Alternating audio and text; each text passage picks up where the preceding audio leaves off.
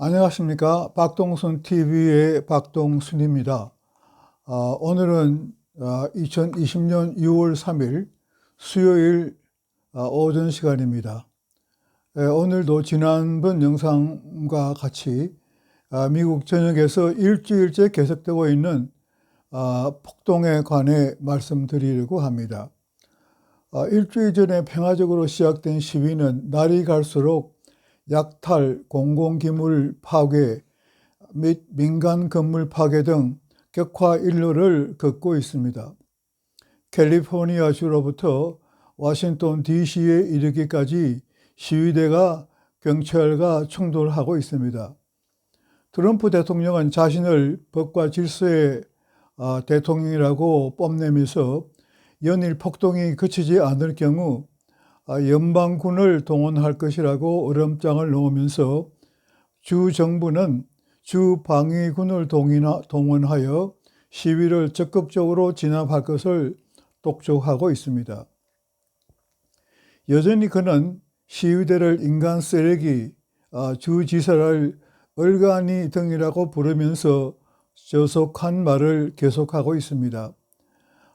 지난 1일 월요일 트럼프 대통령은 백악관을 나와 1.7km 떨어져 있는 세인트 존스 교회를 방문했습니다.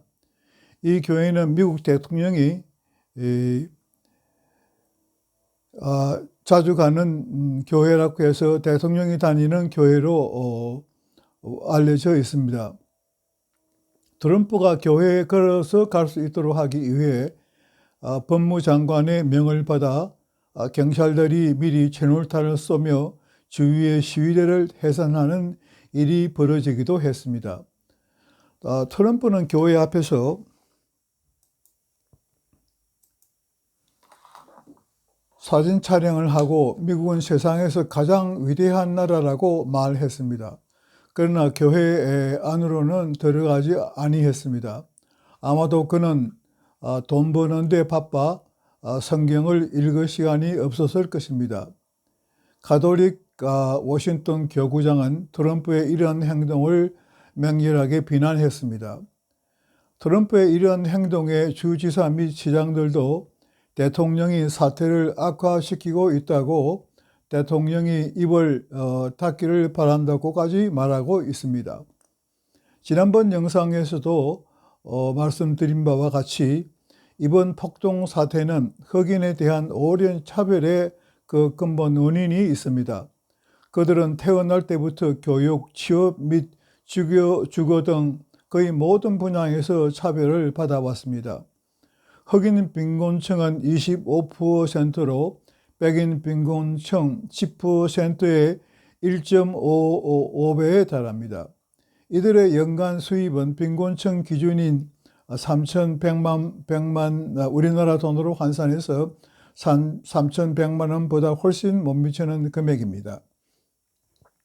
흑인들에 대한 가장 큰 차별 중 하나는 주거의 차별, 곧 세그리게이션입니다.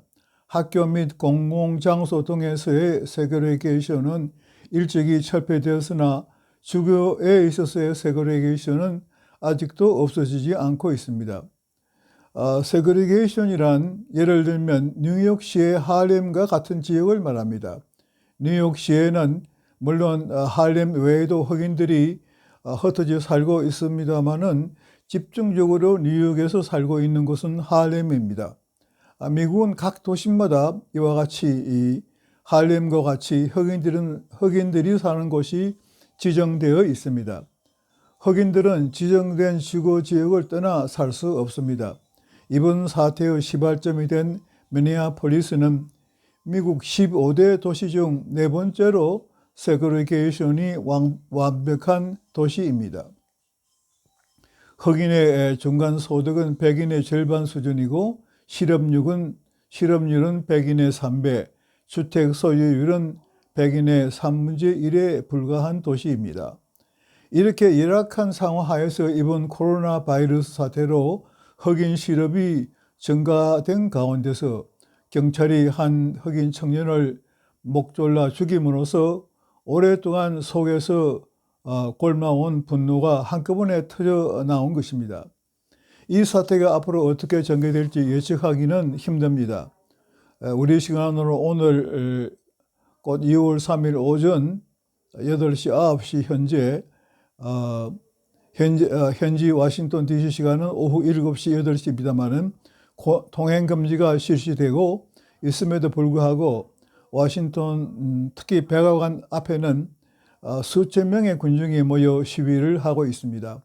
같은 시각 뉴욕에서도 그 통행금지가 실시되고 있음에도 불구하고 시위와 약탈이 격화되고 있습니다.